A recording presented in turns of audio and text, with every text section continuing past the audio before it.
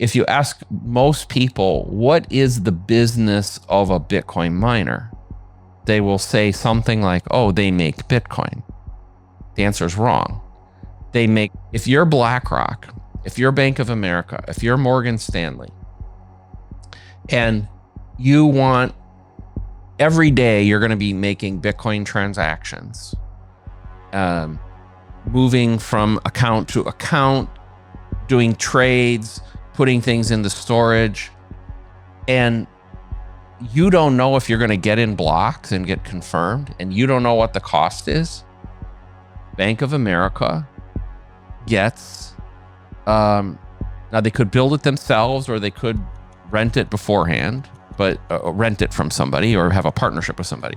But they go control, let's just say 0.5% of the world's hash rate. And they control the block template creation for that. And what do? They put all of their transactions in the block.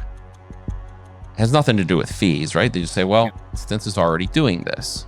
Yep. And people, what I think got missed, I can't prove what I'm about to say, so this is speculation.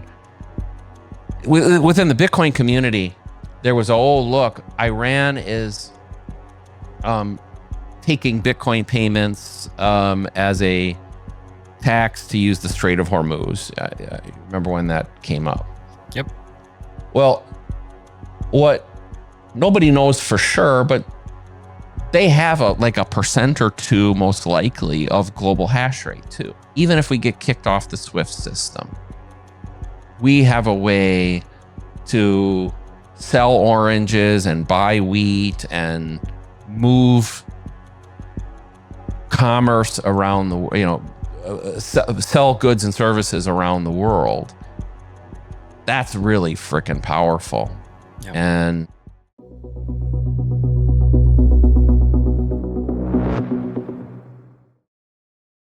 I think they are on the cusp of realizing that the power of Bitcoin is not simply the asset, but the network. And that in essence, block space itself is the, from their perspective as a bank or a financial institution, that's actually what's precious. Yep. Their ability to participate and control transactions. And in a way, potentially existential. So if you're a bank, financial institution, and you have a shitload of Bitcoin, but block space is crowded, you don't have a mechanism to move it. And you're, how many big businesses regularly use services where they can't predict when they can get access to the service and what the cost of the service is? Doesn't seem very reasonable, right? So, would you rent hotel rooms by just showing up at the hotel when you want to sleep a night at a hotel? Would you just show up in the lobby and say, how much is a room? And so, well, we're full, sir. Oh, shoot. What do I do? Or, yeah, we have a room available, but it's, you can make $750 a night. Yeah. Well, that's the way Bitcoin is structured right now, right? So if you're, people will probably hate this, but I'm just giving the reality. Okay.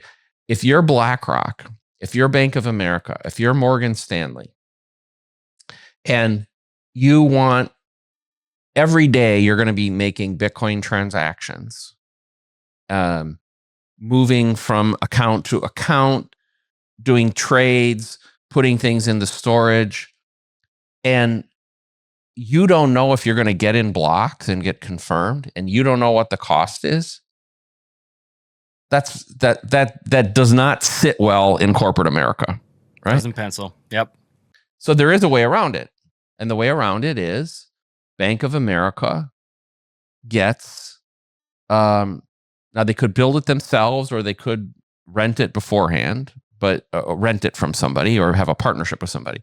But they go control, let's just say 0.5% of the world's hash rate. And they control the block template creation for that. And what do? They put all of their transactions in the block. It has nothing to do with fees, right? They just say, well, okay, we have, percentage-wise, we're going to get roughly a block every day. Some days we may get one, some days we may get none, some days we may get two, but, at that rate.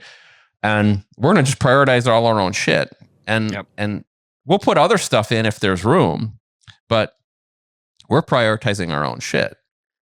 And I think that's what's going to happen is the financial institutions will realize that they must participate in mining.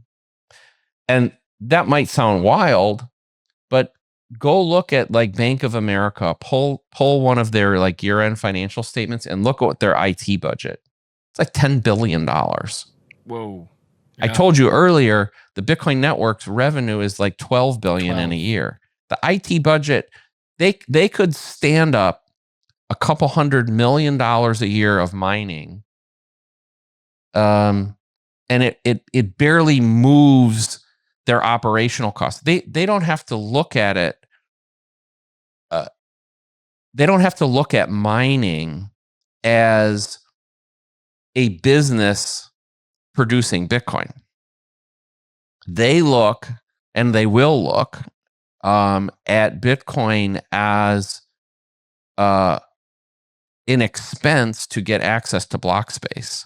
Yep.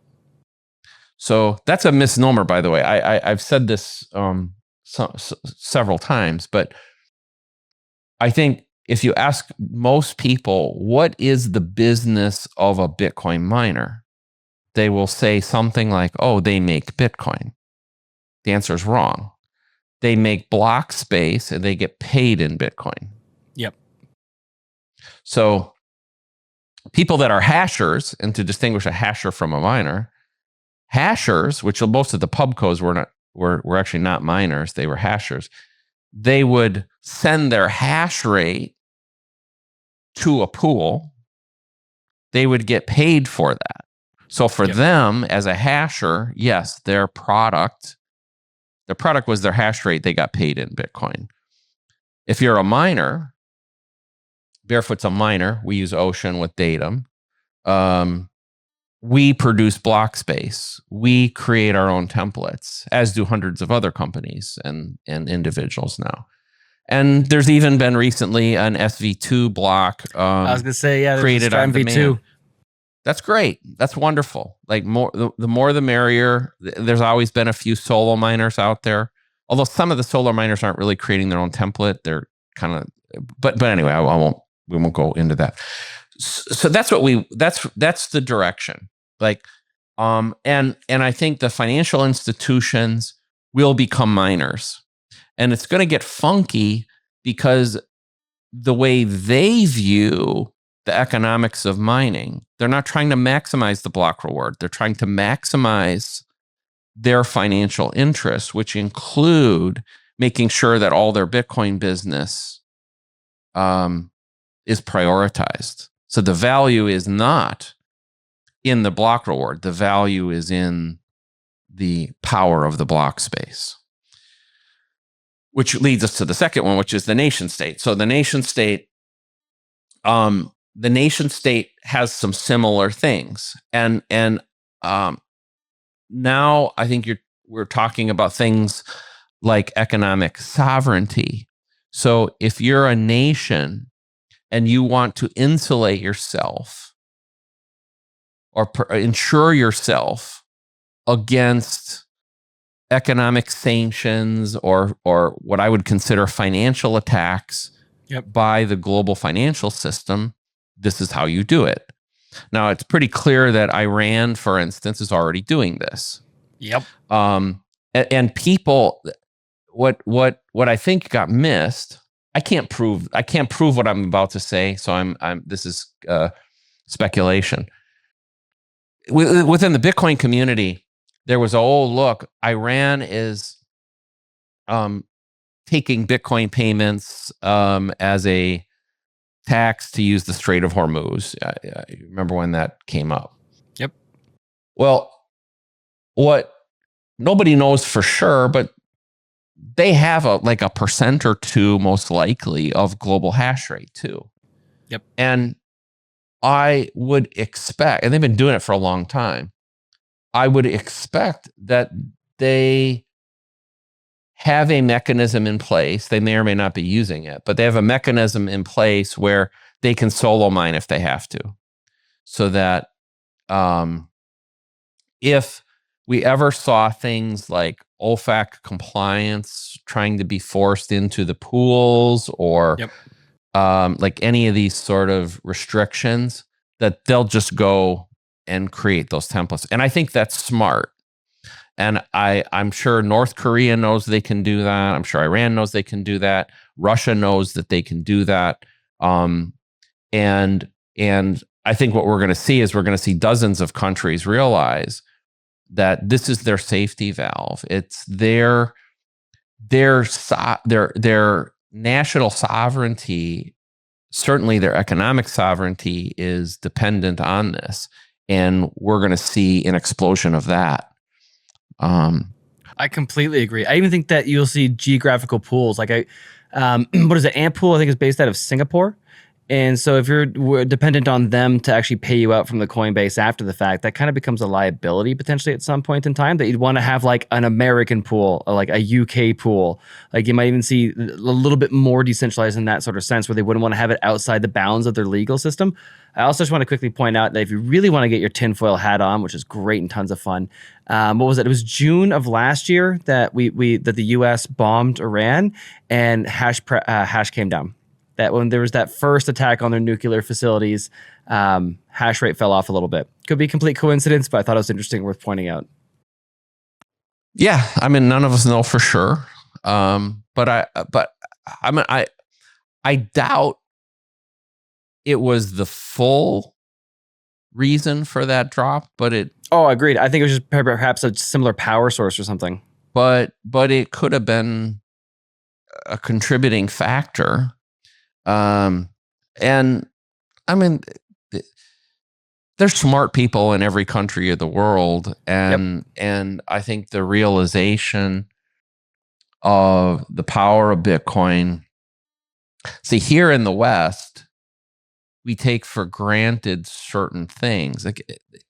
Like we talk about like the sovereign individual, right? I mean, that's a very common, most Bitcoiners have read the book, and, we have all this thing, but the exact same principles extend at the state level.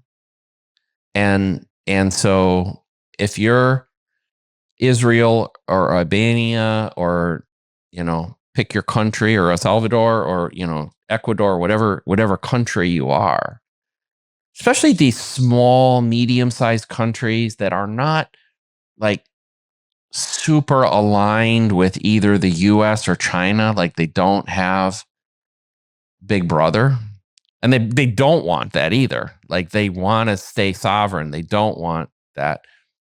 Bitcoin is a fabulous tool, because if they can say, well, even if we get kicked off the SWIFT system, we have a way to sell oranges and buy wheat and move commerce around the, sell goods and services around the world.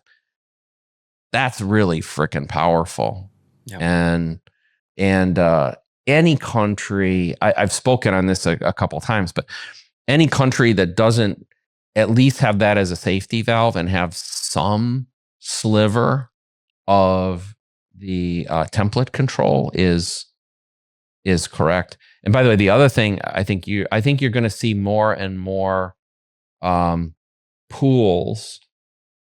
I think we're going to see the death of FPPS, and I don't know how much your typical audience would understand the different payout methods. Give him a quick rundown of like, what is it? Full pay per pair. What is it? FPP? Full pay per share? Yeah. Full pay per share. Full pay per share in terms of, and then something like Ocean and you were doing. So the simple version is this. If you point your hash rate at Foundry, you're essentially leasing that hash rate to them. And whether they win blocks or not, they're going to pay you. And when you get paid, it's kind of like getting a check in the mail. So you're not getting paid from the Coinbase. You are getting paid from Foundry, and you're. I'm not telling you to be worried about this, but you're dependent on them paying you, and they might pay you from Bitcoin that they won in a block 10 minutes ago, but they might also pay you from Bitcoin that they had from a year ago. Like you don't know. If you mine with Ocean, or you solo mine, also, you get paid from the Coinbase transaction. So the Bitcoin network is paying you the money. And so there's no counterparty risk, essentially, in the equation. It also means, by the way, so you're getting virgin Bitcoin. And but we get approached regularly from people who want to buy virgin Bitcoin. There is a secondary market for virgin Bitcoin, and it's a premium. Why the premium? Because there are people who believe that in the future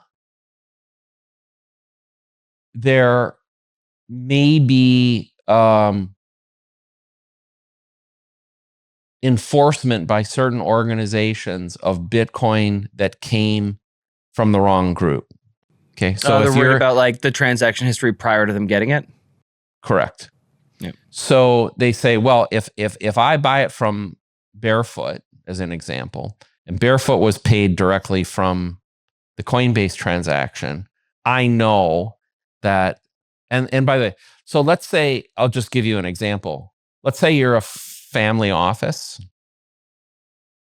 You're building a massive Bitcoin stash in a trust for 50, 100 years from now.